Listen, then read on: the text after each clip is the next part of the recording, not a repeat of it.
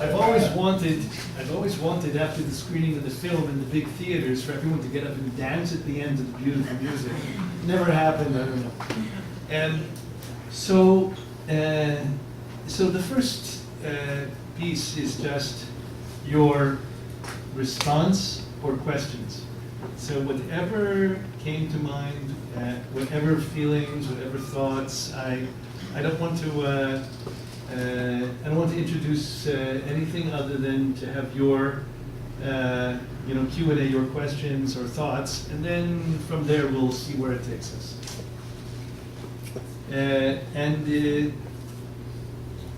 If there's a need for asking a question in Portuguese, so Ilana can help.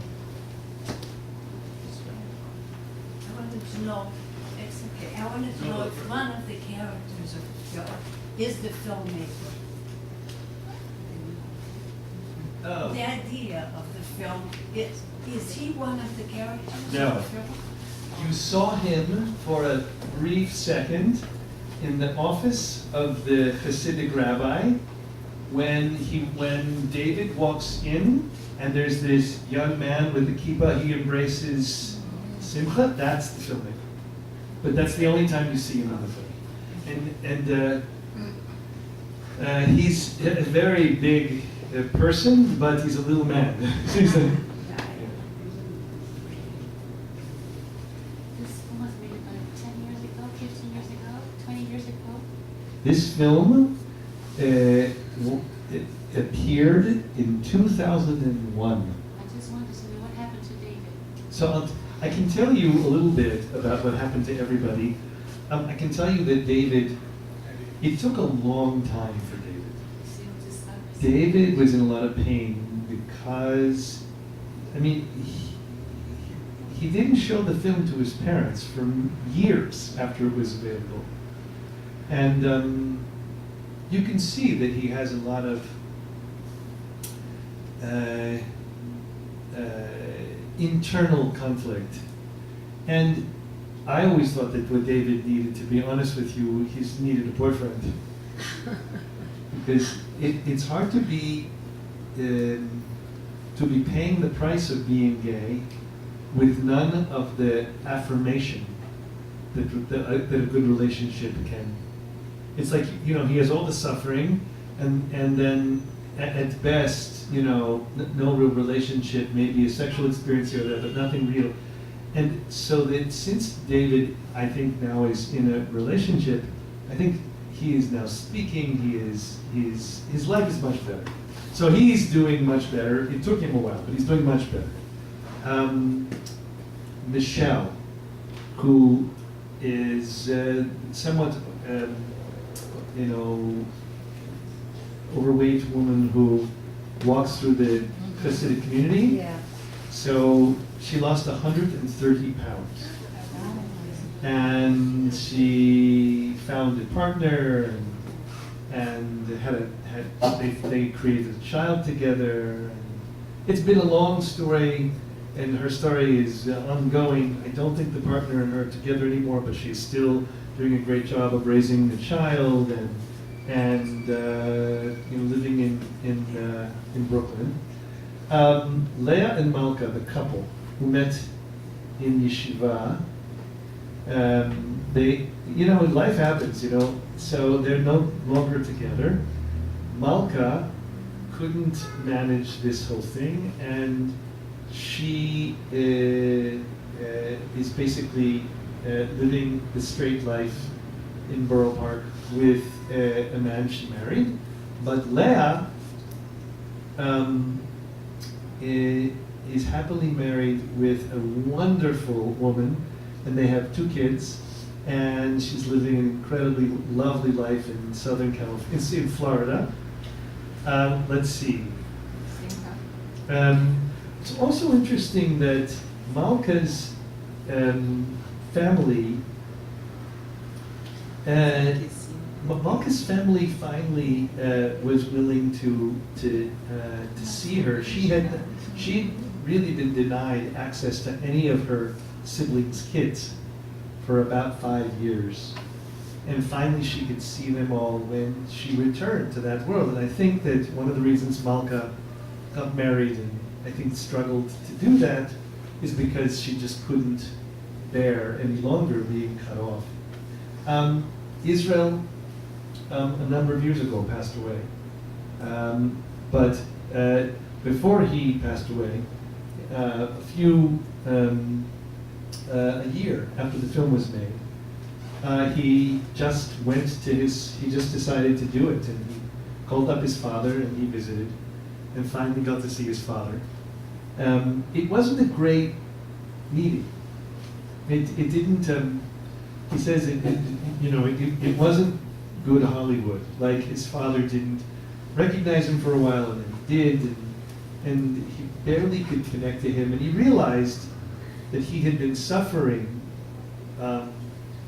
with the desire to connect to his father, but all the while his father was he said his father just was not a connecting person. He wasn't able.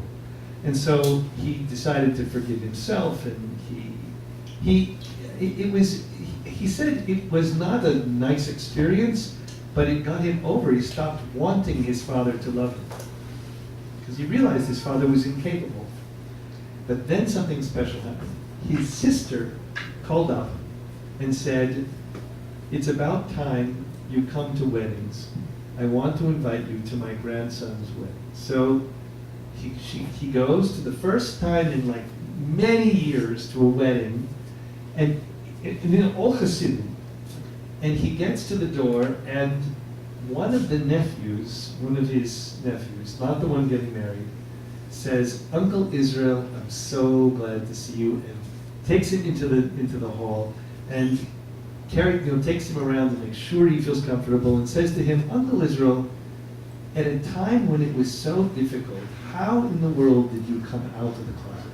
Like, this is a Hasidic kid, and this young man, he was not so young, I mean, he had his kids of his own. This is kind of like this nephew of his. What's interesting is that this nephew had never, like, he asked Israel if he could see the film. And Israel gave it to him. And amazingly, he loved it. But here's the amazing thing too. This is the only film he has ever seen in his entire life. Because he doesn't watch films. So this nephew, I forget his name, while Israel was still healthy and well, came to visit Israel and Carl in their home. This was, none of his family had ever done this. They came to visit. He came to visit with his own children. This nephew came to visit with his own kids. And he said, "I want to introduce you to Uncle Israel and Uncle Carl." So, I think Israel felt at the end of his life that he had been, partially reconnected to his family. And what's interesting also is after he visited his father, a month later, the family took his father to Israel, he moved to Israel, and then a month later died. So the whole story of his father ends up becoming like no longer important, and what really was important was the larger family connection. Trying to think of, Mark. So Mark takes medication and is just fine. He's a dramatic character, so he talked about dying, but he didn't die. And and Mark goes back and forth. Sometimes he affirms that it's all right to be gay, and sometimes he wants to hide it and go back in yeshiva and learn and teach. And his parents are very helpful to him, and so he actually, spends his time learning Torah and teaching. And he is a still searching person. He has a boyfriend, but it's on and off with that because he can't really affirm and live openly with that boyfriend because it's just not where he is. And one of the most interesting people is the woman in the shadows, who you never saw her face. So she has like 6, 8 kids, I forget the number. She lives in Jerusalem. She's an American who married, and it finally, after I think marrying off the 4th or 5th kid, decided enough. She doesn't have to keep like her life on hold. she divorced her husband, and she is with a girlfriend, and they've been together now already for a number of years, and she is very happy. She is still working in the Haredi community because she doesn't live in the Haredi community, so no one in the Haredi community knows that she is living with a woman. So that she lives a little double life. In the modern Orthodox world, she's known as a lesbian, living as an Orthodox woman in the lesbian community, and there are places in South Jerusalem you can do that. I did it for a while. I mean, there are places that are very welcoming, that are Orthodox places of gay couples. But when she goes to work in the Haredi community where she does her thing, no one knows at all about that piece of her life. And because of that, she can actually get access into places that she might not otherwise. I think that's it. I'm trying to think if there's anybody else. I think that's Who? Well, Simcha Dubowski is actually the filmmaker, and he is now finishing up a film of. You might have heard of a rabbi named Benny Lau. Benny Lau is a modern Orthodox rabbi, and the nephew of the chief rabbi of Israel, Rabbi Lau Levi. And Benny Lau is like a very famous thought. He's written a number of books on rabbinic literature. He's a scholar, and his brother is Amichai. And Amichai, had this wild period in New York and in Jerusalem, and I was a good friend of his, and he started in New York what's called storytelling, which was a way to dramatize. You must have heard it, Milton, right? To dramatize the Kriya. He's coming to São Paulo. Wonderful. So to dramatize the text creatively. Anyway, he decided after doing this, there are two things that are really interesting about Avichai. One is that he created a drag character named Rebbitzin. What was her name? I can't remember the stage name, but this Rebbitzin, who was married 7 times, survived the Holocaust, married, she's like this, ancient woman, and he became able to teach Torah in this Rebbitzin character, and it like freed him.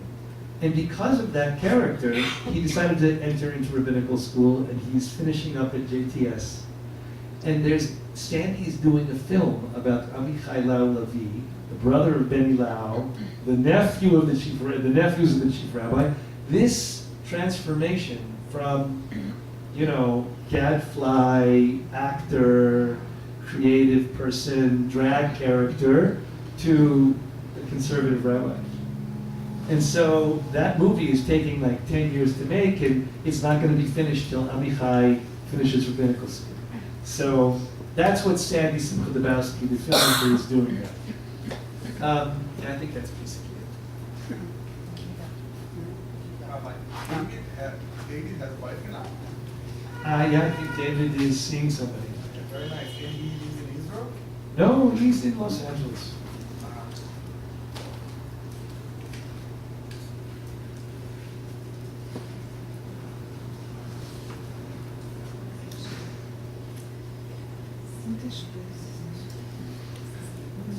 Any curiosities? Other curiosities? Yeah. Could you list for us the institutions that exist of gay Orthodox? Right. Israel has a few. There's 3 organizations. HOD used to be the central gay Orthodox organization, and I believe it fell apart. And then in its place, Chavruta began, which was a young, very vibrant, interesting Orthodox gay and lesbian organization, and it's still quite active in Jerusalem, in Tel Aviv. And, but because, you know, I have this trouble with my organization too, which I'll talk to you about in a minute, but the challenge is when you mix something like Orthodox and gay, so you have to decide, you know, where the dividing line is or where your negotiation points will be. So Chevruta decided to make negotiation points on the left side, and some people found that it was, they needed it to be more right-wing. So a group called Kamocha developed, which was more right-wing and less accepting of themselves, but nonetheless, it's still openly Orthodox and gay. And so there's two organizations, one left Orthodox, one right Orthodox, Kamocha and Chevruta. In the Jerusalem Open House isn't Orthodox itself, but supports Orthodox programmatic things in the center of Jerusalem. And Tel Aviv has something called the Minyan Ge'eh, which is this amazing minyan, which meets Shabbatot during the year, but very especially on Rosh Hashanah and Yom Kippur, and has the most amazing Yom Kippur service that hundreds and hundreds of people go to, many who are not gay. Because it's like, it's the place where all these really like religious spirits go who are no longer capable of living in that world. And that's a lot of people in Israel. It's a lot of people in Tel Aviv. And so while it's a gay environment, it simply has become this incredibly powerful. And the people who lead the davening are like, they're from yeshivas, so like they are emotionally and spiritually very into it, and it's like no one's, you know, like it's, there's, how do you say, it's like, you would walk in and you'd be surprised that, you know, there's a mechitza, like it's a very religious environment, but it is crafted out of, you know, people who have felt rejected. So it's like an intense experience for Rosh Hashanah and Yom Kippur, particularly Yom Kippur. So that's Minyan Ge'eh. And then in New York, there are, when I was just coming out, there was an organization named Glitza. It was a very, very bad acronym of Gay and Lesbian Yeshiva Day School Alumni. I mean, why they do that? And we met in the Gay and Lesbian Community Center, and it was a really struggling, pained beginning, but it was really important for lots of people. But then what happened is people grew older from the group. And so when young people would come, it would feel like there were people who'd been there for like 5 years, and then the younger people would come and they'd feel like they need something new. So there were these tensions that grew up, and so a group split off called JQY, Jewish Queer Youth. And they've been developing kind of program in New York City, mostly social. Whereas Glitza is really kind of, I would say, it's social and religious. JQY is for religious kids, but most of them who've already are struggling to figure out what's next in their life and come from religious homes.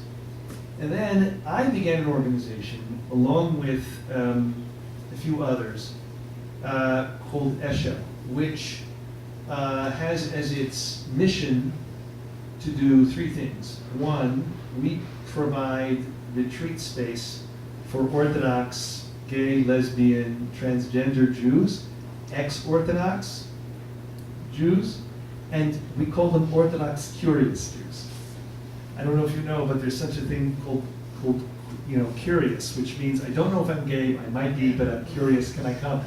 So this is, I don't know if I'm Orthodox, but I might be, I'm curious, can I come? So we have, it's a very eclectic group of some people who like, how do you explain this? Like we have kids who like are like right out of Haredi yeshivas. We have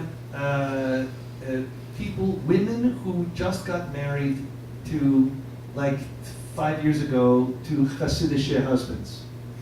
We have one Hasid guy who comes to Eshel who has come 3 years in a row, and he has like 6 kids, and this is his once a year he gets to breathe.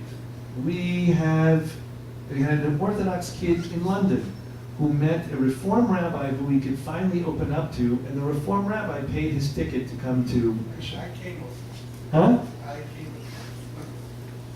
And Renato, right back there, who's a wonderful young Brazilian. No, I went when I was with our student life. I found out about the Shabbat course and So we get from all kinds of corners of the world. yeah, it was very nice. And we trans people. In the last retreat, we had maybe 12.5 Orthodox trans people of various kinds. A man who was very right-wing Orthodox, who transitioned and divorced and is raising her son, and her son is very supportive of her, and a challenging, scenario of, a transitioning, strong woman who's raising a son, and in a lot of pain, So we get a whole array of different kinds of Jews all coming together and to do Shabbat. And what's extremely important about our mission is that we insist that we're all traditional Jews of various kinds, and I will not permit anybody to repeat the wounds to each other that were done to us by someone else.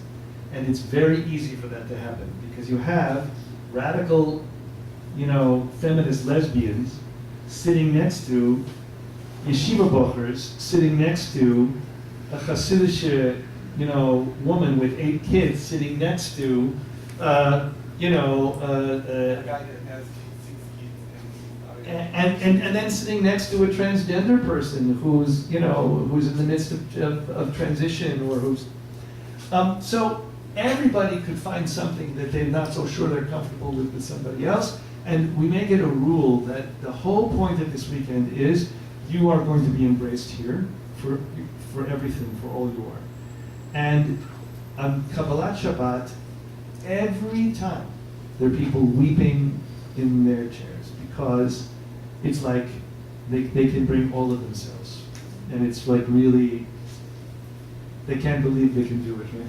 And it's a beautiful space. It's Isabella Friedman in New York City, in upstate Connecticut. So that's one thing we do. The other thing is we strengthen people's voice, because the only thing that will change the religious world is our stories. If I make a good argument, it will go nowhere. I make good arguments, but they're not what changes the Orthodox world.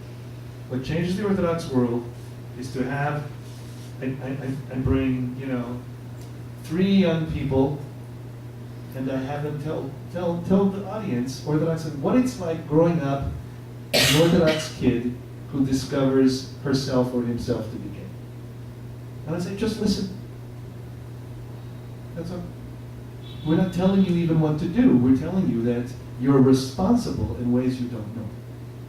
So the next step after you get the people together is to find out who has a story, and can you help them know how to tell their story in an effective way, so that it moves the community toward understanding and responsibility.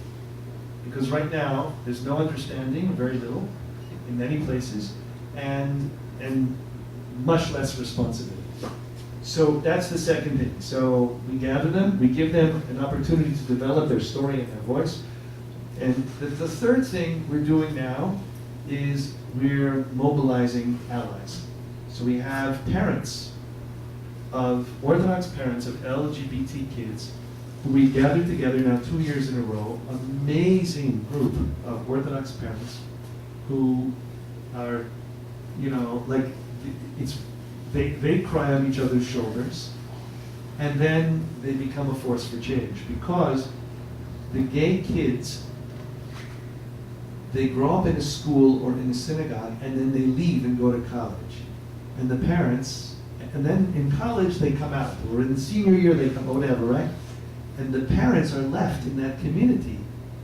So who has more power to make the community move, the kid or the parents? It's clear. The parents are there. They have the history of 30 years of relationship. They have the economic stability, right? They've got all the reasons for the rabbi to listen to them.